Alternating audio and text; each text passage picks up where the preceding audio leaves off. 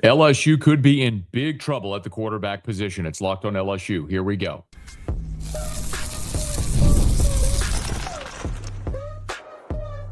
You are Locked on LSU, your daily podcast on the LSU Tigers.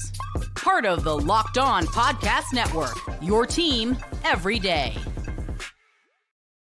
Okay, let's get it. It is Locked on LSU, your team every day. I'm your host, Matt Moscona. Thanks so much for making us your first listen. We're free, available wherever you get great podcasts, of course, on YouTube as well. So please subscribe. And as always, one of the fastest ways to help us grow is by leaving your comments below. So thank you sincerely for that. Thank you for helping make the Locked On Podcast Network the #1 sports podcast network in the world. Remember, you can always catch us on the Gulf Coast Sports and Entertainment Network every single Monday through Friday. LSU still hunting a quarterback, and what a topsy-turvy day it was Thursday for Damon Williams. If you have not heard the latest, the Washington quarterback will stay in Seattle. He put out an Instagram post announcing he's going to make it work in Seattle, continue building there. He will not go in the transfer portal.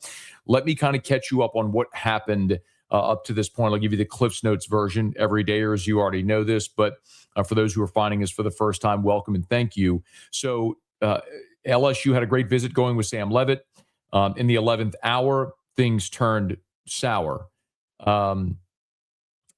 Damon Williams, the Washington quarterback, who was a one-time Ole Miss commit under Lane Kiffin, ended up at Arizona, then transferred with Jedd Fisch to Washington, has been there the last 2 years, dynamic player, 3,000-yard passer, 32 touchdowns this year, announces he's going to go in the portal. The assumption is it's going to be LSU. Washington in the Big Ten try to block it because Williams has signed a binding revenue share agreement with the University of Washington. So Washington lawyers up. On Thursday, two significant movements happened. Number one, Damon Williams' agent effectively cut him. Now, it's the same agent for Jedd Fisch. So let's for a second here not pretend like the agent had some attack of consciousness in this moment and decided the right thing to do, the ethical thing to do was to sever ties with Damon Williams. Doug Hendrickson is the agent, by the way, with Wasserman. Doug Hendrickson also represents Jedd Fisch, the Washington head football coach. And don't misunderstand this for a second, okay? I've explained for you a lot, certainly throughout the Lane Kiffin search with CAA, how much Jimmy Sexton, who works for CAA, was pushing Kiffin toward LSU. A lot of the CAA clients like Nick Saban, Kirby Smart, because if CAA has not had the head coach at LSU since Nick Saban. And if you have the head coach, a lot of the head coach's players will be steered toward that agency. It's very natural, as you saw here with Damon Williams. Hence, Hendrickson represented Damon Williams because Hendrickson represented Williams' coach, Jedd Fisch. So, coach, who do you recommend? Well, my guy's really good. That's how it happens. And he represents a majority of the players on the Washington football team. So if you're Hendrickson, you have a choice to make. Here's Fisch, who signed a $54 million contract, who's also funneling you players every year, or do you go with the quarterback? Well, of course, you're going to go with Jedd Fisch, higher contract and funneling more players. So this wasn't some ethical moment for Hendrickson. This was smart business. So subsequently, an attorney out of Miami reports that he has taken on, Darren Heitner is his name. He tweeted, "I've been retained as legal counsel for Damon Williams. No public comment. Updates will be provided as appropriate." What's noteworthy here is that was Heitman who represented Xavier Lucas throughout the past year. Remember Lucas's story. Same thing as Williams. He was locked into Wisconsin. After the portal windows closed, decides he wants to go to Miami. Wisconsin fights it. He just goes and enrolls in school at Miami, walks onto the football team. Heitman represents him. By the way, in the semifinal game with Miami and Ole Miss, Lucas was out there like he was every other game this year for the Hurricanes. So Damon Williams was lawyered up and he was ready for a fight. As he said in the statement when he announced he was going in the portal, he had to do his best for him. And the $4 million deal, what was reported that he had at Washington, clearly wasn't near what he was going to be offered at seemingly LSU or Oregon or Miami, the schools that were reportedly having interest in him. Well, shortly before 7 o'clock Central Time on Thursday night, Damon Williams puts out the Instagram post that he is in fact staying at Washington. Hat tip to Ross Dellinger, who a short time after that got really the root of the story, which is that Damon Williams, in that agreement that he had signed with the University of Washington, part of the penalty, if you broke it, was that the new school or Williams would have owed Washington the value of the contract, $4 million. So think of it this way. Let's say Williams wanted to come to LSU. Fine. LSU or Williams, but in this case, it would have been LSU paying this buyout. LSU would have had to pay Washington $4 million and pay Damon Williams. And if Williams was getting $4 million at Washington, you better believe baseline he would have been getting here was probably north of that, 5 or bigger. So you're talking about it would have been $9 million plus to get Damon Williams. Clearly, financially, that didn't make a lick of sense. So when all the other suitors realize this, pull back, then Damon Williams has no choice. So that's going to be super awkward up in Seattle, no doubt, after the Washington fans spent 24 hours absolutely eviscerating Damon Williams for effectively, walking away from the team. But now that he's going back, he's their guy. How do you mend those fences? I don't know. That's not really my issue here. The real question now is from an LSU perspective is, what do you do? Because if you remember, LSU had we talked about this. If you're an everydayer, you heard it. LSU had the bird in hand with Sam Leavitt. You had Sam Leavitt on campus. The visit was going exceptional. They were pushing for a commitment. And at the end of that visit is when this thing turned. Leavitt abruptly left Baton Rouge, and LSU clearly was focusing on Damon Williams. Well, that was a risk. We talked about it. You had the bird in hand, and you let it go to pay attention to the shiny new object. Well, if that didn't work out, now you let Sam Leavitt fly away. What do you do now? What options remain for LSU? I want to be very clear, and I am always transparent. I think Damon Williams would have been outstanding at LSU. Personally, I would prefer Damon Williams as a talent to Sam Leavitt. I think Sam Leavitt's a very good football player. He's the number one quarterback in the transfer portal. But Damon Williams is an outstanding player, the dynamic skill set, both passing and running, 2 years of eligibility still remaining. I think that would have been an outstanding get for the Lane Kiffin, Charlie Weiss offense. It's why they recruited him twice, once out of high school, and then again when he went in the portal, when he left Arizona and landed at Washington with Jedd Fisch. So that is a major, major fumble for this LSU staff, which is still trying to find out what to do at quarterback, because every plan that you've had in place so far has gone awry. Trinidad Chambliss was the original target. Well, Ole Miss kept winning. It kept delaying. It looked like Chambliss is not going to get the waiver, so LSU had to make the decision to pivot. Well, they bring in Sorsby. Sorsby ends up at Texas Tech. They bring in Leavitt. Leavitt, the visit looks like it's going exceptionally well. Ultimately, they decided to move on from Leavitt to look at Damon Williams. Well, now Williams is off the board. So what do you do with Sam Leavitt, and what options remain out there for LSU? That's what I want to get into next. Now that Damon Williams is officially not an option. And by the way, I am always pro player in these situations.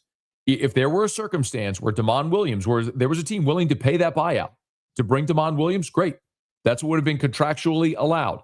And maybe the net result of this is going to be more teams and conferences will build contracts, NIL rev share contracts like the Big Ten did, to give themselves protections. Okay, you want to sign a quarterback for $4 million?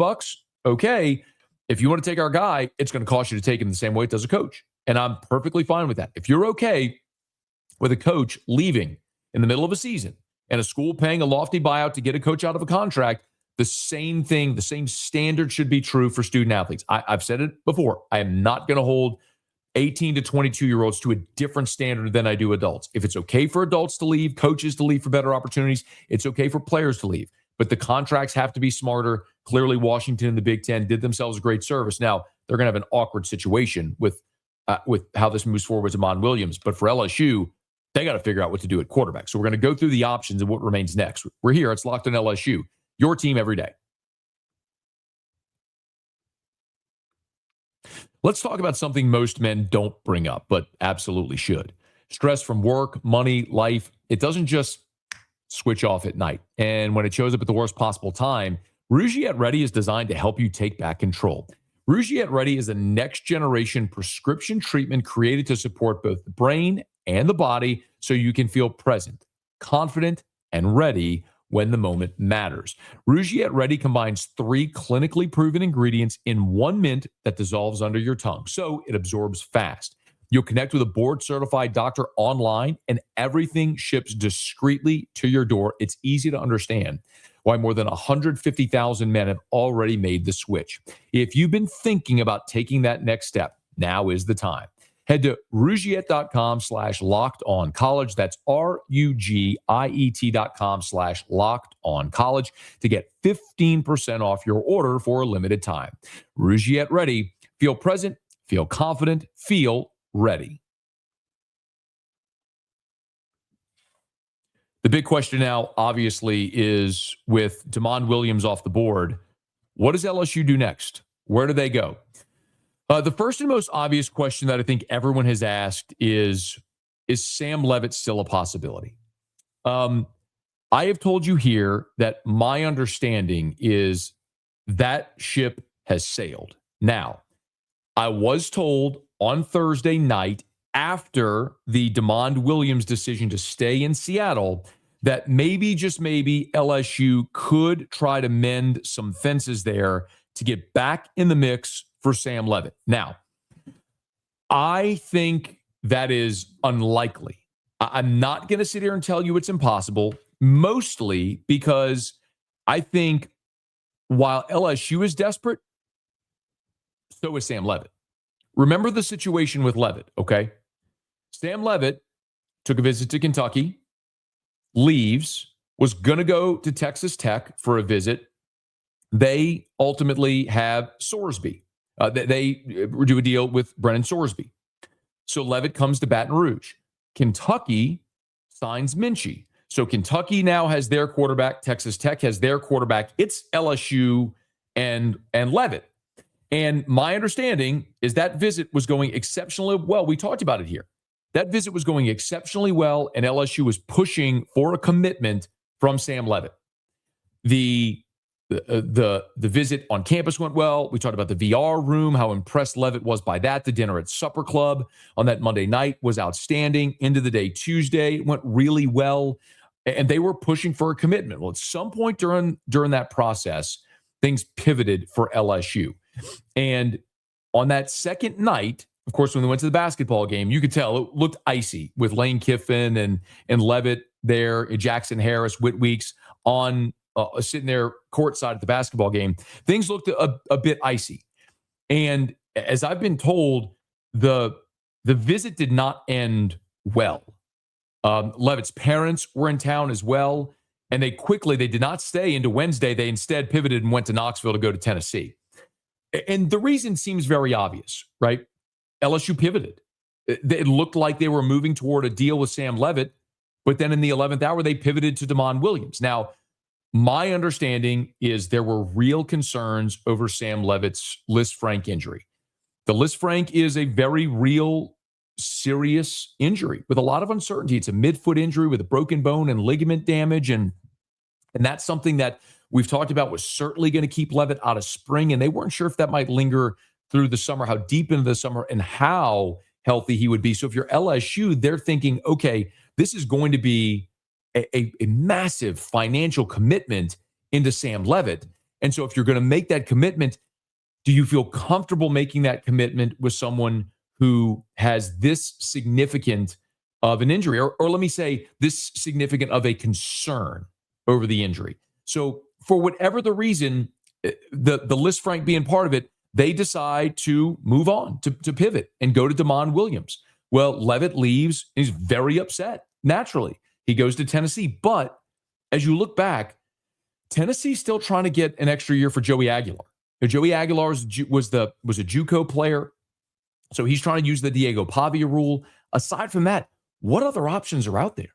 I mean, Miami and Oregon could be options, certainly. Carson Beck and Dante Moore are going to be going to the pros after the year. Beck's out of eligibility, Moore likely going to the pros. So maybe those schools could be in the mix, but you'd still have a lot of the same questions. So all that to say, I think this is going to be a real steep hill to climb to get back in the mix with Sam Levitt. I'm not saying it's impossible. I'm just telling you, I don't think it's not impossible. It's just improbable. It's just unlikely at this point. So when you look at Levitt, if they're not able to get back, if they're not able to get back in the mix for Sam Levitt, then you start to say, okay, well, who else is out there? Well, DJ Lagway is someone we talked about early throughout this this portal cycle as far as LSU having some degree of interest there. Well, now as you look at the quarterback rankings and who remains out there in this 2026 cycle, you're talking about really slim pickings.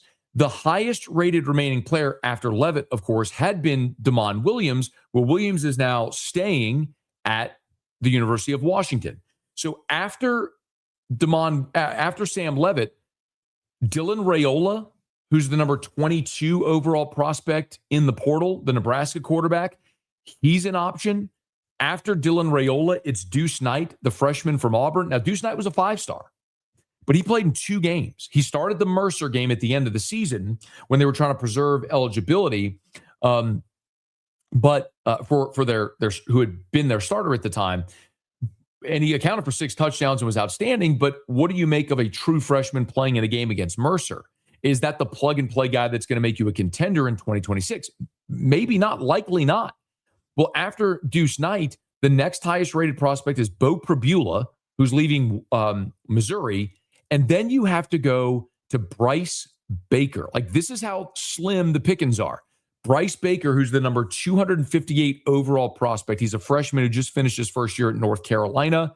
Then Braden Atkinson from Mercer. Trey Owens, the backup from Texas. Eli Holstein from Pitt, of course, a Baton Rouge guy. Point being, the field has thinned out. You know, we gave you the analogy of musical chairs. Well, the music stops and somebody's going to be left without a chair. Well, the music's stopping. You're seeing all these teams pick their quarterbacks, and LSU still doesn't have their guy. So maybe the best option here is to try to get back in the mix for Sam Levitt. And if you don't get back in the mix for Sam Levitt, you're kind of picking, do you go all in on Deuce Knight? Or is it Bo Prabula? Is Dylan Raiola your guy? Those are probably the next options we're talking about. And one other thing to file away, I have been told that Ole Miss's backup plan, if Trinidad Chambliss doesn't get his extra year of eligibility waiver granted, that Deuce Knight would be their target. So you may have competition for Deuce Knight as well. So the longer you wait, the harder it is to find that guy, because the field is thinning and the quarterback needy teams become desperate and might be willing to overpay. And now you flip on its ear your whole strategy of how you're financially organizing this. So let's see if LSU can get back in the mix for Sam Levitt. But I'll say it again, not impossible, just unlikely. Now, the Tigers are targeting a couple of potential backup quarterbacks. I'll tell you about them when we come back. And a busy portal day for the Tigers. We'll recap it here. It's Locked on LSU, your team every day. The college football playoff is here, and FanDuel is giving all customers even more ways to get in on the action every single game day of the playoffs. Because right now, every college football playoff game day, FanDuel users get a profit boost waiting for them in the app. Here's what I love about it. You get to use the profit boost on the bets you already feel good about. For example, if you felt really good about Miami or Ole Miss, or with Friday's game between Indiana and Oregon coming up, if you're bullish on one side, boom, you can use that profit boost on that bet. Ride with the favorite. When you think a team controls the matchup, you can take a shot on the underdog. If you can feel that upset coming, you can build a parlay around the players and moments you think decide the game.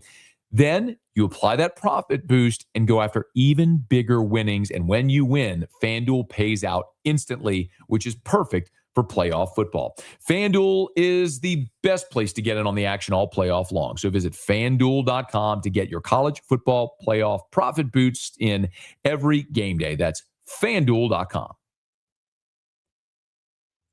It's not just a starter at quarterback LSU needs. Obviously, They have no scholarship quarterbacks on the roster, so they're hunting backups as well. And you can kind of see what Lane Kiffin and Billy Glasscock are doing. Remember, here in 2025 at Ole Miss, they had Austin Simmons, and their backup, they went and found a Division II quarterback named Trinidad Chambliss. Well, now we know how this season has gone at Ole Miss with Simmons getting hurt and Chambliss taking over. But that was the approach. Find an experienced guy from a lower level to come in and be your backup. Well, the Tigers are targeting 2 experienced quarterbacks potentially as a backup. So Landon Clark is the first.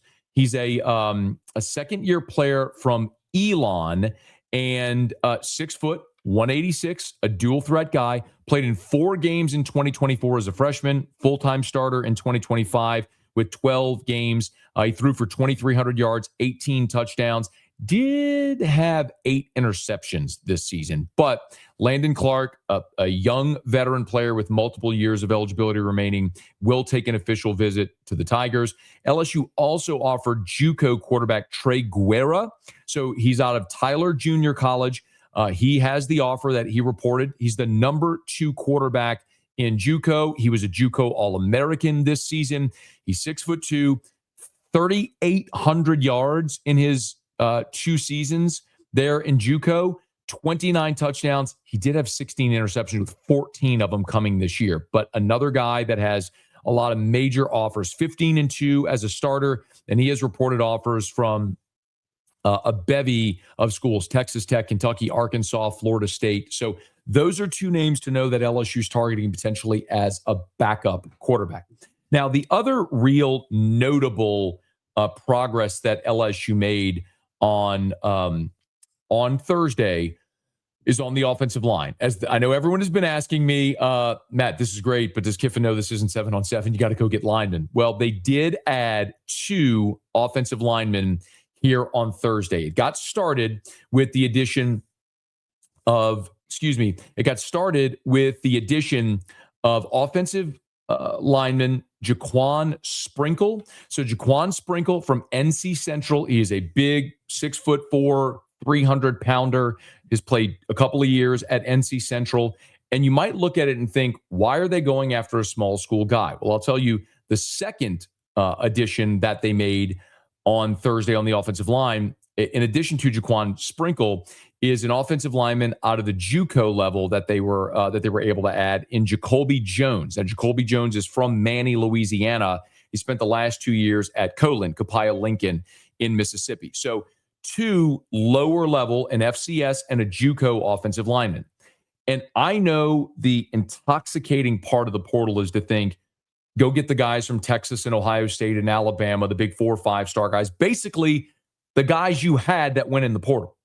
But I'm here to tell you what has become so crystal clear to me with how Billy Glasscock and Lane Kiffin do this is they trust their evaluations. They know what skill set they're looking for.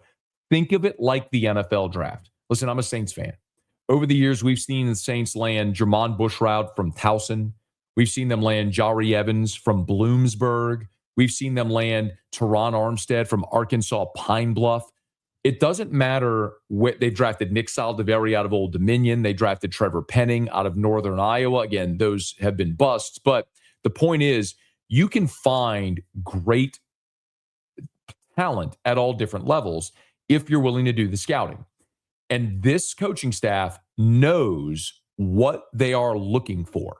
They know what skill set they're looking for in players to fit their system, and they can find that talent anywhere. And maybe even more importantly than just the skill set, it's trusting the rating and cross-evaluating that with the financial investment you're willing to make in that player. So if you find a guy at North Carolina Central that fits exactly, who's got multiple years as a starter, fits the exact mold, skill set, personality type teammate that you're looking for, then you can bring them in more affordably than what you would have to overpay for a guy from a power school that was a 5-star or a 4-star.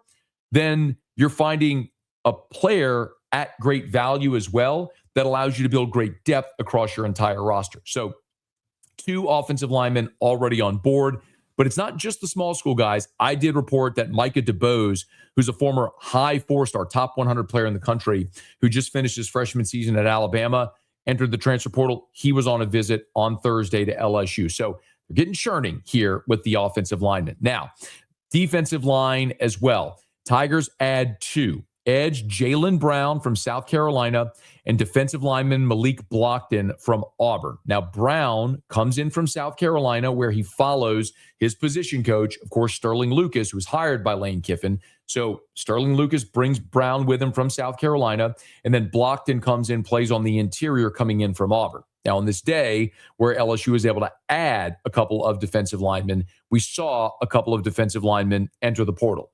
Walter Mathis and C.J. Jackson, one interior player, one edge. They added a tackle and an edge. They lost a tackle and an edge. So you went and got guys that were a little more experienced, and it cost you some of your more younger, inexperienced talent there. The one other name that I think is certainly worth watching right now is Jordan Ross. So Jordan Ross is a former 5-star. He was the number 1 edge in the country a couple of seasons ago in the 2024 class. He signed with Tennessee. He's played 2 years for the Vols. He is he is your prototypical edge rusher out of Central Casting. You want the 5-star edge, it's what he looks like. Didn't have a massively productive 2 years at Tennessee, but as I was told on Thursday, LSU was working on finalizing a deal with Jordan Ross. I expect that is going to get announced. So Blake Baker rebuilding that defensive front. LSU's gotten started rebuilding the offensive line with a couple of additions, and they've done great work so far at the skill spots. The one question that remains, quarterback. Where do the Tigers go from here? When we know, we'll certainly talk about it right here on Locked on LSU. So please subscribe on your favorite podcast app. Rate us, leave a review. If you're on YouTube, please smash that like button, subscribe to the channel, hit the bell so you're notified whenever we post a new video. You've been hearing us talk about the Everydayer Club. Please check that out. It's in the show notes in the description of this episode on YouTube and on podcast. Be sure to let a friend know that if they love the Tigers, we got you every single day for Locked on LSU, your team every day.